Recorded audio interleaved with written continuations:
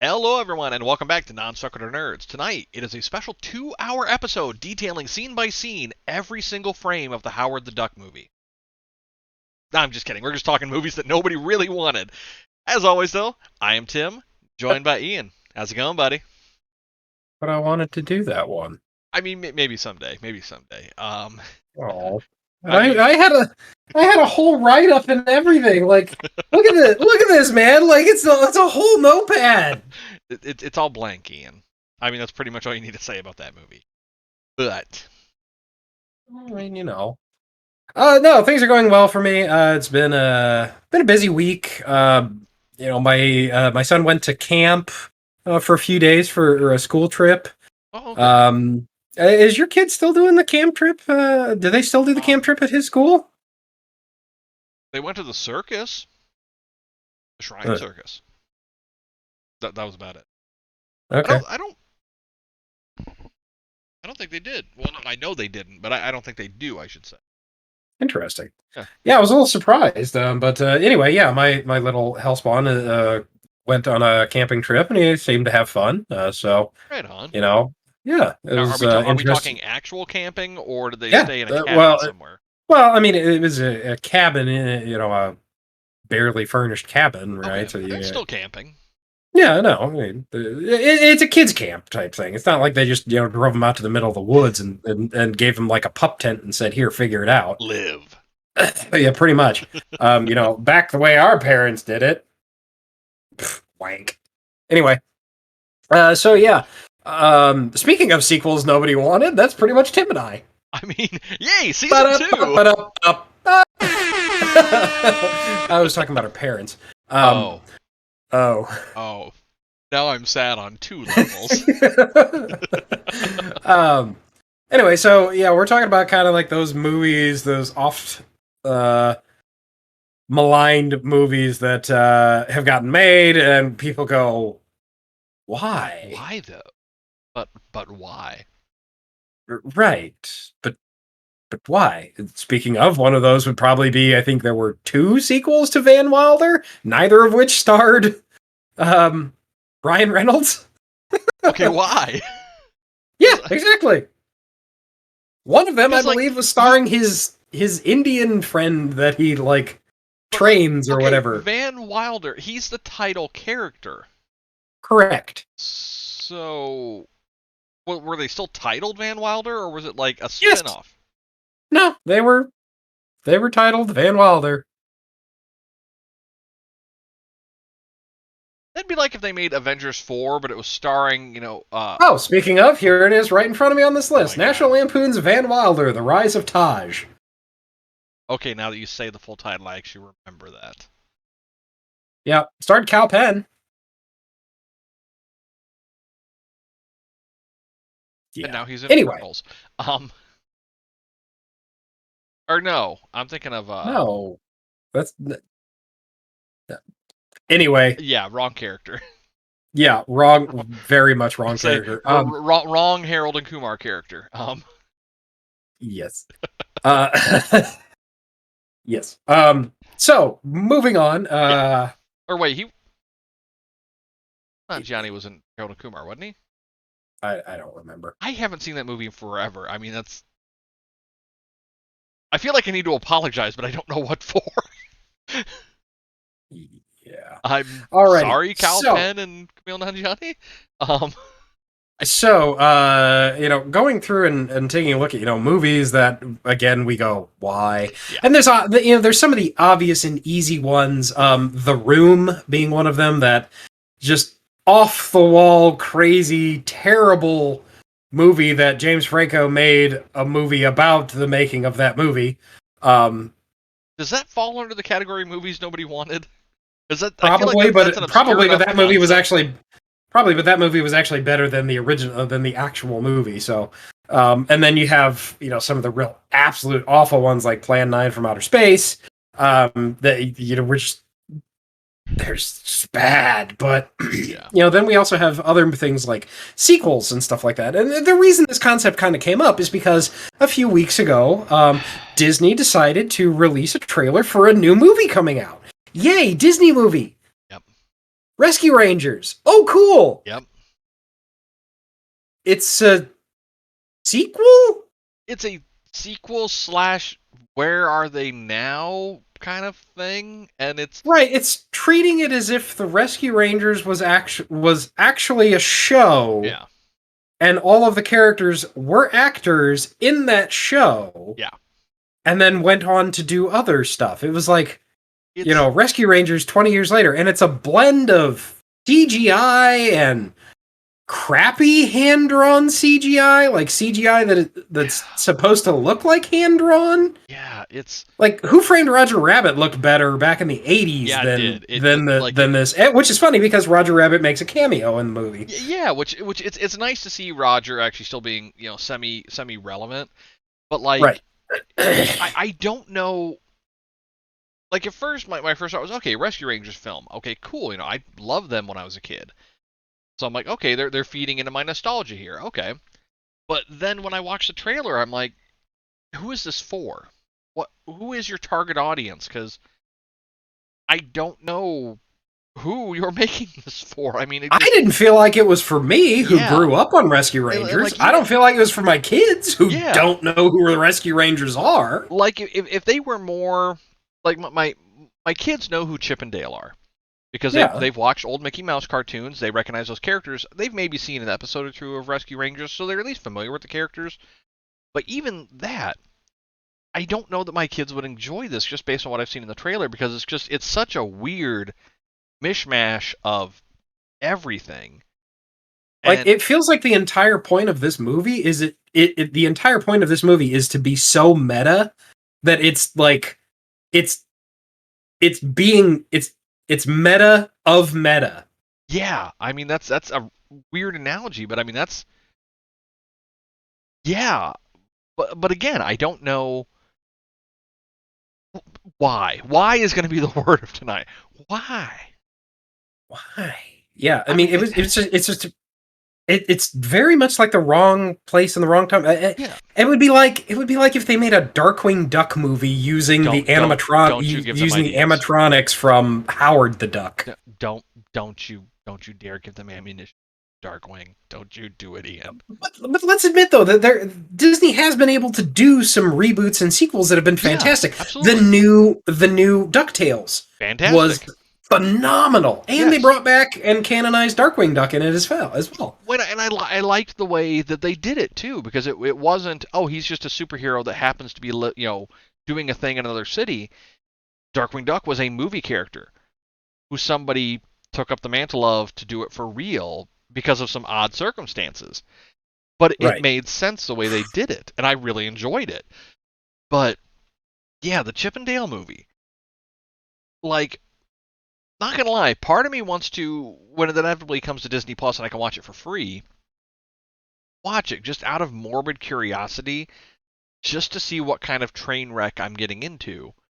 But nothing about the first trailer. I mean, and again, like the first Sonic movie, or when that trailer for that came out, I had no interest in watching it just because of how just the CG and everything about it.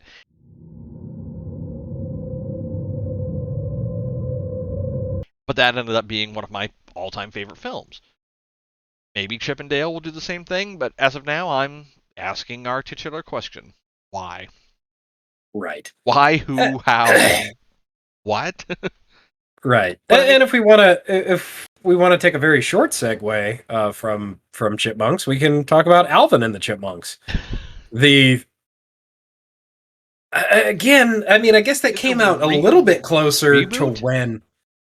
Yeah, reboot. I mean, it came out a little bit closer to when, we were younger, so maybe that was relevant. It would have been more relevant to us, but it was still weird. See, those movies at least get the kid pass for me. And by that, I mean my kids really enjoyed the film. My daughter last year was hospitalized for a few days. She's fine. She's fine, obviously. But she was in a children's hospital, and they had just a obscenely extensive library of kids' movies to watch. And she binged all the Alvin and the Chipmunks films, and I was there with her the whole time. And you know what? She enjoyed them, and it made her smile. Yeah. And she like just a few days ago said, "Dad, do you remember when we watched all those?" I'm like, "Yeah, I do." She goes, "They were fun." Like, okay, cool, they get the kid pass for me. But I mean, like those films, okay, I get who their target audience was. It wasn't me, but there was at least somebody that enjoyed them. Now, does that mean they're good films by any chance? No, but they still fall under the category of who asked for this film. Right. That was a money grab movie. So it both gets a pass for being a kid enjoyable film, but it also gets a fail for being a money grab, in my opinion. But I mean, ultimately, that's what Hollywood's for, is to make money. Right. I mean, let's admit though that there's tons of sequels out there that Land Before you know Time were Land Before, pretty much anything after Land Before Time 2 was basically a money grab. Anything after Land Before Time 1 was money grabby, and let's call it exactly what it is. Yeah, okay. But I mean, if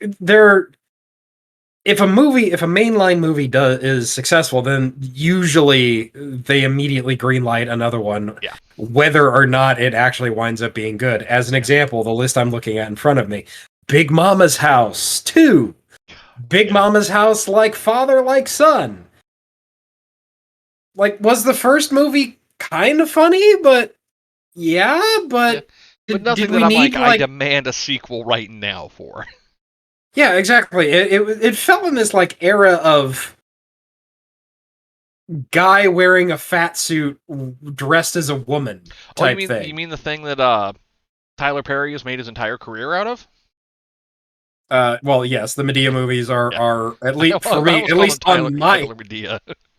Yeah, at least the Madea movies are on my list because I find that character just absolutely insufferable. Right. And the movies themselves, I've only ever watched maybe 10 minutes of one of them and just went, yeah, this is not for me. Yeah, just same thing. Like, I watched it because it was making them, so my guess is he keeps making money off of them. Right. But, I mean, somebody's watching them. Right. I don't think anybody's knocking down his door demanding the next Madea film. Or going to MedeaCon. I don't even know. I swear if that's an actual thing. But right. I mean, but there's been other movies that aren't even sequels that came out, and everybody's like, but why though? And one that you would kind of tangentially brought up earlier, Howard the Duck. I had my list pulled up here. 1986. Interesting year for Marvel, because yes, he is a Marvel character. Now, canonized in the MCU, but a different Howard the Duck than what we saw back in the 80s. It was a cluster. Let's just call it what it is. The animation. There were duck boobs. All right, I'm just gonna say it. There were duck boobs. You mean you didn't enjoy Leah Thompson, like, very obviously the very I mean, you could cut the sexual tension between her and Howard with a dull knife. Yeah, like, it was like, she definitely banged that duck. Yeah. It was a time. Oh, let's see. Just a let's see here. Oh, here's one for you, Tim. One that nobody asked for, but still got made. Do you remember this one? Freddy Got Fingered? I mean, that's one. Any of you that aren't, because I know he's not super relevant these days. Tom Green. He stopped being relevant after this movie got made. Pretty much, like very shortly afterwards. He was one of the newer era of shock comics. And by that I mean he did things that were shocking for the sake of comedy and to appear as being funny. I will admit there are a few quotable scenes from that movie, but by and large, I don't know. Like, I know who was asking for it, fans of Tom Green. But that was literally the only people that film was made for. And kind of as a aside from that, another movie that was made for fans, and that was it. The Tenacious D movie, Pick of Destiny. I mean, I'm a Tenacious D fan, but even I will admit the movie was made for fans. Had some good music in it. I will say that. Tenacious D, they make good music. The film was Jack Black, I love you. The film was not good. I mean, even the fact that in one of their newer albums, there's a couple lines referencing the fact that the movie came out and it bombed, and everybody thought that was going to be the end of Tenacious D, and then they came back. Right. But yeah, just the movie was just not good. I mean, again, it was made for fans, but it just even fans didn't like it. Freddy Got Fingered. I don't know any Tom Green fans. I don't know if that's a thing that actually was even a thing, but I don't even know if the fans like that movie either. But it seems to be like Freddy Got Fingered seems to be a film that people know of, but I don't think anybody is like, oh, Freddy Got Fingered's on TV. I'm going to watch that. I don't think there's a category of people who are going to go out of their way to watch Freddy Got Fingered or Pick of Destiny. I feel like Freddy Got Fingered is one of those movies that nobody will touch with a 10-foot pole these days. Like, there is no way that you could edit that movie and make it watchable on television. Yeah, I mean, there's no TV edit, and even like video on demand. I mean, obviously you can play unedited there, but who would want to watch it? Like, I imagine somewhere Tom Green's sitting in his house and just like every so often he'll just watch his own movie and go, "I could have been a star, man. I could have been big." But instead, I humped a dead moose. Right. Like, just to kind of give you an idea of the kind of comedy he did, he humped a dead moose in this film. Right. Yeah. And then Eminem rapped about it. Yes, that's the only reason I remember that. Yes. So, jumping to another movie that was actually supposed to be serious, but was still one of those that you go, what? Yeah. Battlefield Earth. Yeah, like when John Travolta's Scientology-based movie. That like, and that like I remember that had a lot of advertising behind it. Had a lot of buzz about it, and then it came out. Yep. Everybody went, "What the hell is this crap?" Yep. So the statistics in front of me kind of speak for themselves. The budget was $73 million, and worldwide it made $30 million. Oof. Ouch. So it lost. Yeah, it Ouch. didn't even make half of its budget. And that's not even considering I imagine, rather extensive advertising budget that film had. Like, probably, I remember yes. seeing ads on TV. I remember seeing ads in magazines for it. Didn't they make a video game on that, or at least attempted to?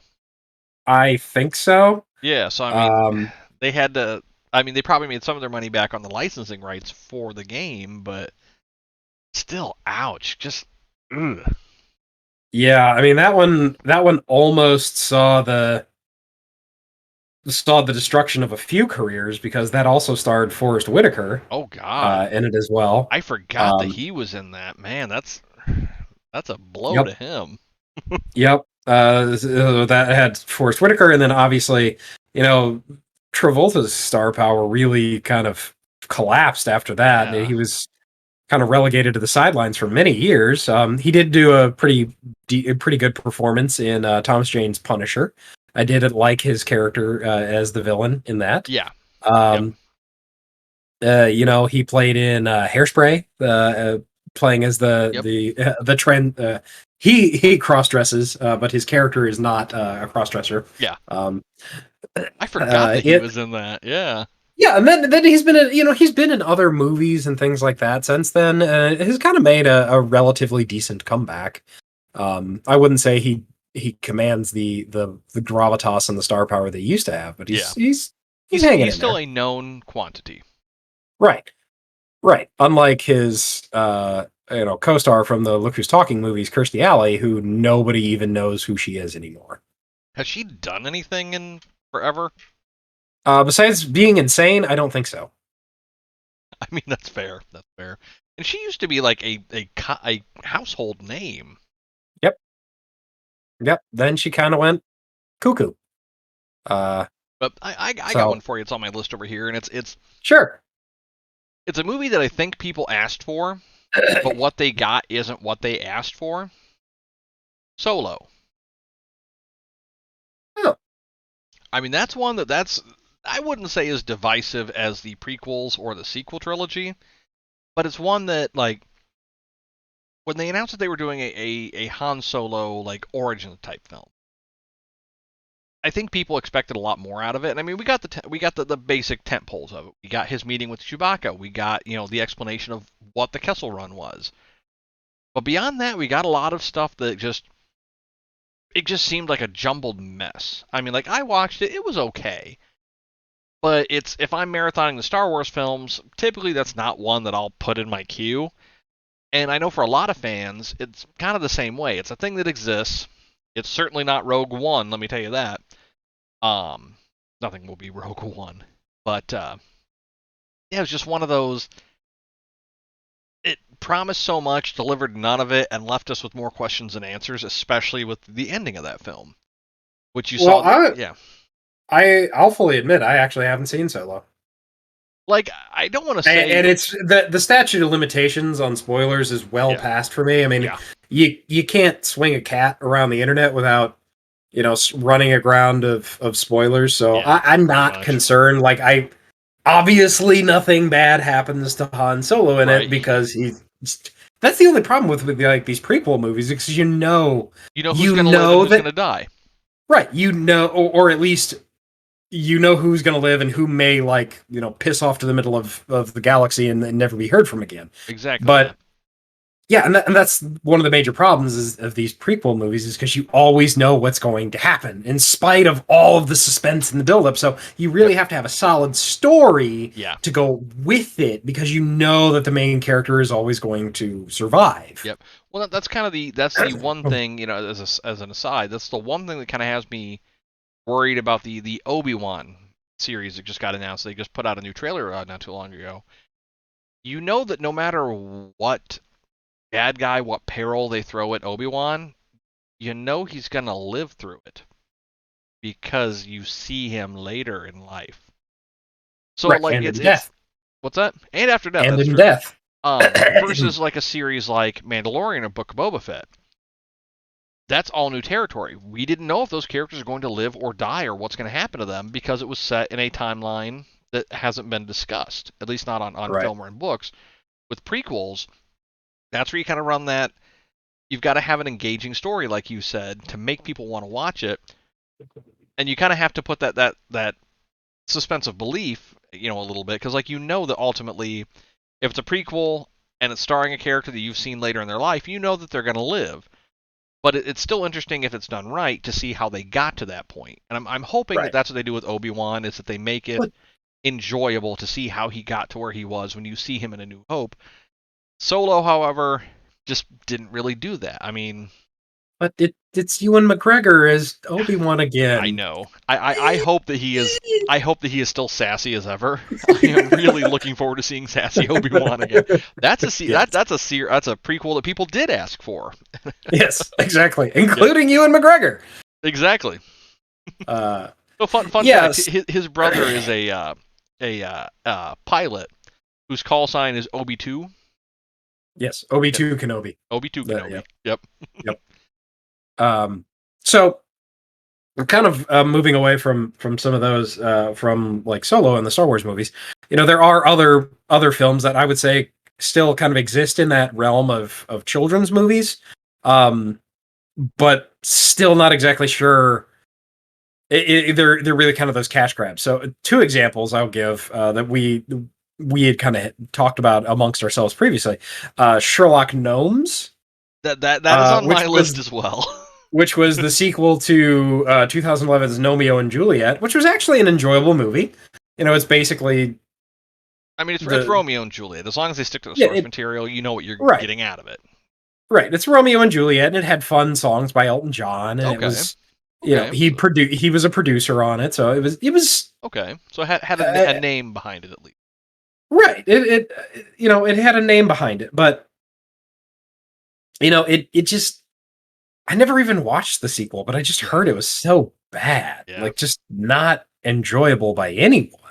Like, I think my kids even started watching it, and then they were like, yeah, this is boring. Let's go watch something else. Nice. Which is saying something. Well, another kids cash grab film, Emoji Movie.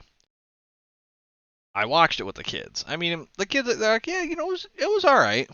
But that was another one that's like, who wanted a movie about the emojis on our phone? Like, okay, Toy Story, you personified toys, you gave them life. Cool. Cars, you personified cars, you gave them life. Cool. The random emojis you text to your friends. Why?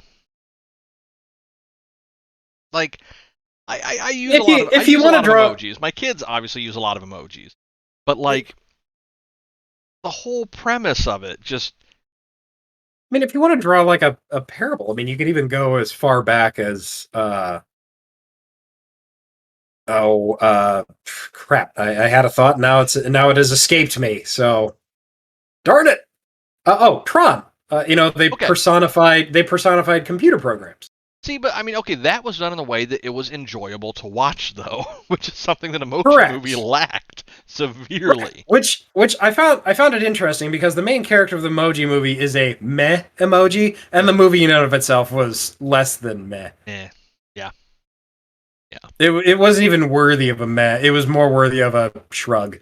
Exactly. Like, Right. And it had some decent acting power behind it too. I mean, you had Sir Patrick Stewart was in it. Yeah. But he's also like well established and kind of acerbic and just kind of does what he wants to. Like he has fun. As a paycheck, fun, I'm in. I mean, he has fun with roles. Though. Yeah, That's the thing. Like he's just like he likes to have. He does things to have fun. And then you had the main character TJ. I can't remember his name now. The actor. Here. Uh, I know Patrick Stewart played a poop emoji. Right. He's not really. He kind of drummed himself out of Hollywood because of a fake bomb threat that he made. If you remember that. T.J. Miller. There we go. Yeah. I mean, he was in Deadpool. He was in Deadpool, but that was I don't think he's going to be in Deadpool 3, though. Yeah, probably not. Which did you see? They announced that the director of Free Guy is going to be directing Deadpool 3. I've heard that. Yes, and I thoroughly enjoyed Free Guy. Yep. But anyway. Yeah, it's kind of jumping around a little bit. Then we've got some other sequels, I guess, that were kind of in that list of like, ew, why? Yeah. Caddyshack 2. I agree 100% on that one. Like Caddyshack 1 is such an iconic movie of its time. I mean Chevy Chase, Bill Murray, freaking Rodney Dangerfield. I mean all just like for their time comedy gods. And those three, like you could have made just an entire movie of those three doing stuff with none of the other characters, and it still would have been amazing on a humor level. That movie was so iconic. Caddyshack 2. Okay, my dad. Anybody that knows my dad knows that he is a big golfer. He loves Caddyshack. He refuses to acknowledge the existence of Caddyshack 2. Yeah. He's like, nope, it's not a thing. I'm not going to watch it. I don't care what you say. It's not a thing. So he's smart. My dad is a smart man. Let's say that. Yeah, and the only person that actually came back for that movie was Chevy Chase, but I believe he also wasn't even in a main character role. Like I think he was just like a side character. Yeah, it was more of a extended cameo than anything. I don't remember if he was in it or not, but I mean, if he was, he was not the main character. Right. And then obviously we have RoboCop 2. The RoboCop sequels were pretty awful. Pretty much anything after RoboCop 1. Yeah. I still remember. It was during the height of the pandemic when everybody was in their house because nobody could go to work.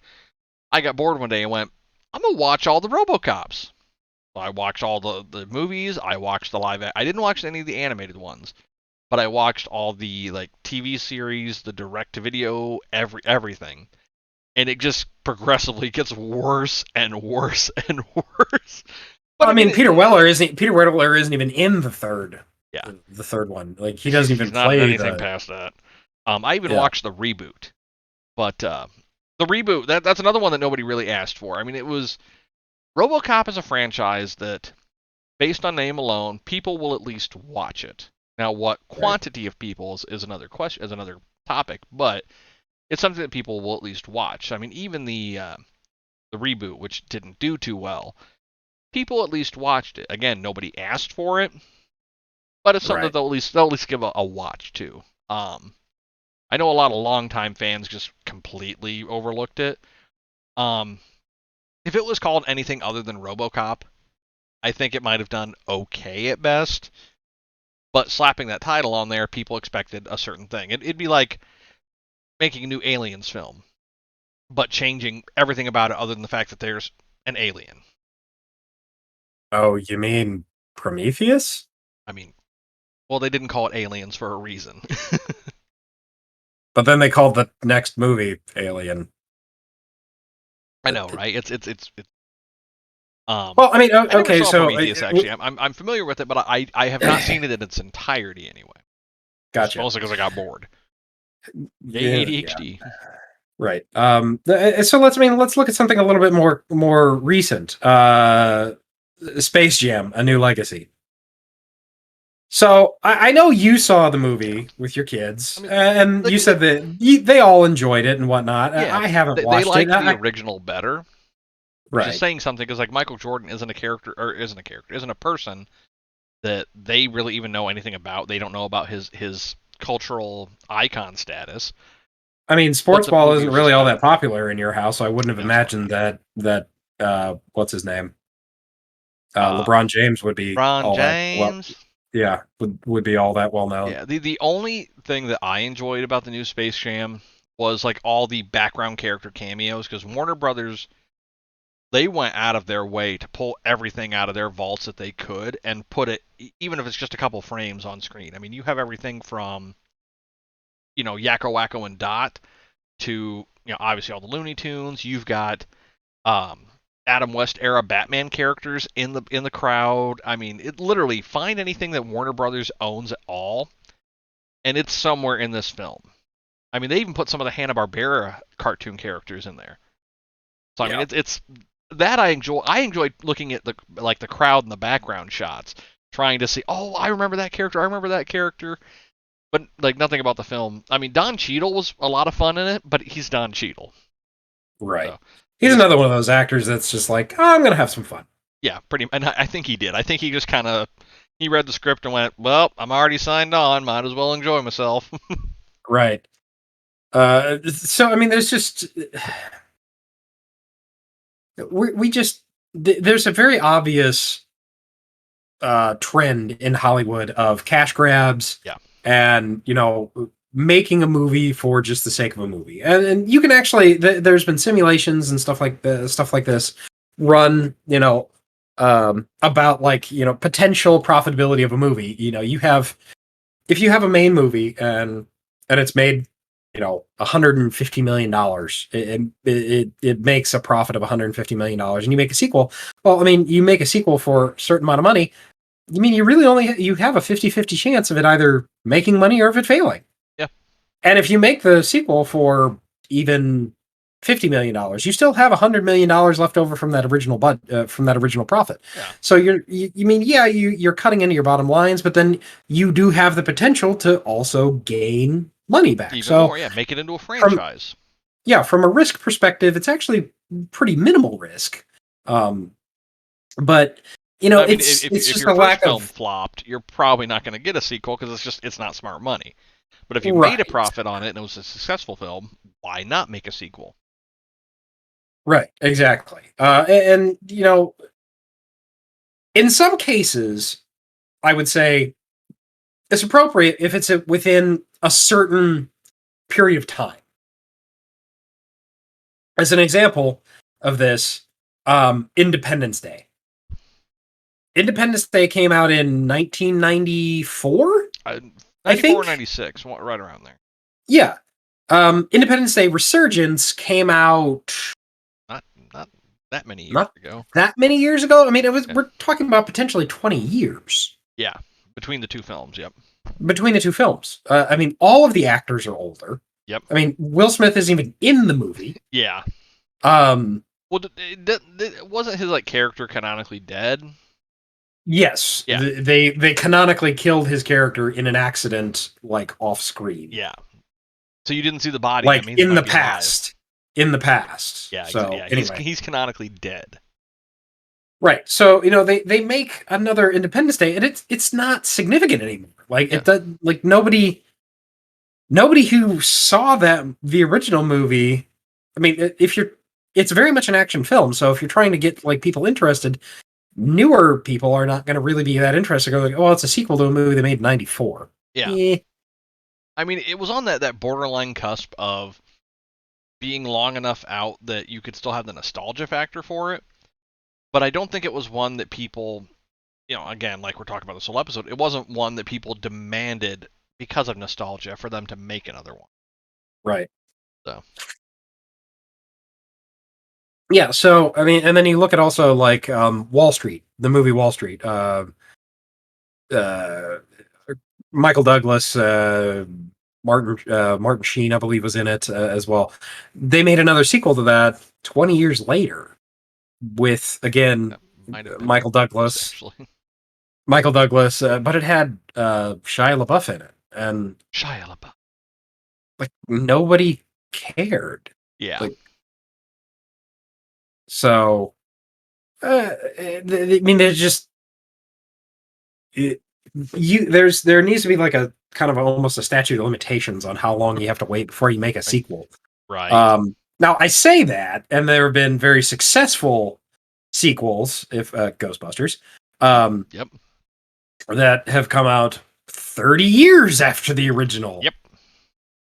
So I guess maybe I shouldn't say much in that regard, but there's just if you're gonna do one, try to make sure that it's actually good. Yeah. Well, I mean, and like you brought up Ghostbusters, which obviously is something very near and dear to my heart. They not only made the movie good, they cashed in on the nostalgia factor, but didn't make it you have to be a fan to enjoy this. Right. I mean, ultimately, if you're doing a reboot, a sequel, a rebirth, whatever you want to call it, make it good. I mean, don't Michael Bay this shit. I mean, don't make it just to make money and put a bunch of explosions. I mean, that being said, the Transformers films are incredibly fun to watch. They are not award-winning films by any stretch of the imagination, but they're fun to watch. Bumblebee was good. I will say that Bumblebee. But yeah, and that's you can't rely just on nostalgia factor alone. Like if let's say tomorrow they announced live-action He-Man coming out later this year. Obviously, boom, you've hit the nostalgia factor, especially for kids of the '80s like us. But if you come out and say, okay, well, He-Man's going to be played by Kevin Hart, and it's going to feature who would you? Let's see, Jack Black as Skeletor. Okay, that one might not actually be too bad. So I take that back. I mean, we do have Jack Black. We do have Jack Black that's going to be playing Bowser. So which I am perfectly okay with because I love Jack Black. But to actually give a cohesive thought to my point, you can't just rely on nostalgia factor if you're remaking or rebooting or creating a sequel to a film. It's got to have substance to it, and obviously, if you're hitting the nostalgia factor, you're going to have your fans, their butts are going to be in those seats.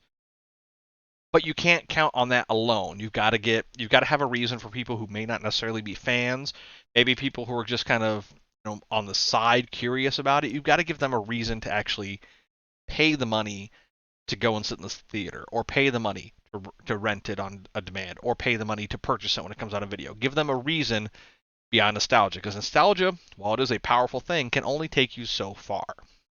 Right. So, hopping off my soapbox. Yeah. I mean, Tim makes a very good point, and I don't know that we really need to go much. Occasionally, I'll make sure it doesn't go to his head. Thank you. Got to keep me in check. Keep me humble. Exactly. And I really don't know that we need to go much further than that as far as that goes. So, there's plenty of schlock out there, for lack of a better word. Yeah. That people just love to throw crap at a wall and see what sticks. Pretty much. And time 2 through 12. Yeah. All of the Resident Evil movies. I've heard Welcome to Raccoon City wasn't too bad though. Wasn't great, but it depends on it depends on what your measuring stick is. But anyway, so may vary. Right. So anyway, I think that's probably going to do it for this particular soapbox session. I think so. Movie sequels and new movies and stuff like that. They can be fun, they can be great, but they can also be really, really, really bad. And then there's just those movies that everyone's like, wait, why? Yeah. Why does this exist? Why is this a thing? Right. Well, I mean, with Sausage Party, I'm pretty sure that Seth Rogen was higher than a kite. He was the target audience. He made that movie for himself. Yes. I watched that film just out of curiosity, and there was literally, like, the term food porn. It's a picture of or video food that looks so good. Yeah. There was literally food porn in this movie. So that's pretty much all you need to know about Sausage Party. I mean, with a name like Sausage Party, you kind of know what you're getting into. Oh, yeah, you kind of know. So, with that, that'll probably do it for us tonight. Thank you for joining us. We always appreciate you. A shout out to our hosting platforms, Anchor.fm, owned by Spotify. So you can find us on Anchor.fm as well as Spotify, Google Podcasts, Apple Podcasts, and several other podcast hosting sites. You can find the videos of our video recordings of our casts on YouTube /non-sequitur-nerds. YouTube.com/non-sequitur-nerds. You can also find us on social media, Twitter @non-sequitur-nerd and Facebook.com/non-sequitur-nerds. And you will occasionally catch us on Twitch, live streaming, twitch.tv/non-sequitur-nerds. We may or may not tweet about it, and it may or may not just be like, yeah, sure, whatever, let's go. Right. Pretty much it's like, hey, we're both playing this game. You want to put this on Twitch?